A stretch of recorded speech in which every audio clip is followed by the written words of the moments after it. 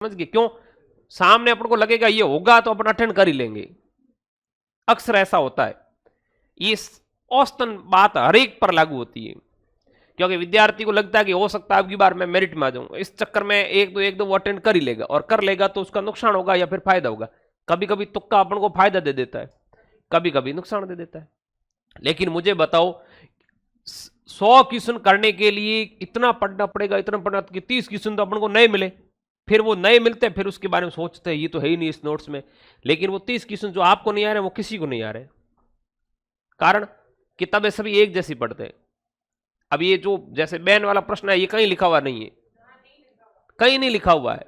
तो आप ये मत समझो कि हमने कर दिया होगा या हमने नहीं किया, दूसरों ने कर दिया होगा, किसी ने नहीं किया है, ये क्लियर है। तो आप उस लालच में क्यों पढ़ रहे हो? आपको तो वही करना जो मेरिट में आना चाहिए। इसलिए कंपटीशन में कोई 100% तो मेरिट जाएगी नहीं। ऐसा होता है कि नहीं 100 में 100% मेरिट गई, तो 60% मेरिट जा रही, उसको कवर करना अपन को।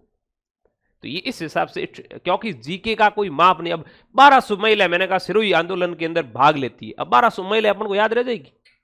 बस जो खास है वो एक दो याद रह जाएगी।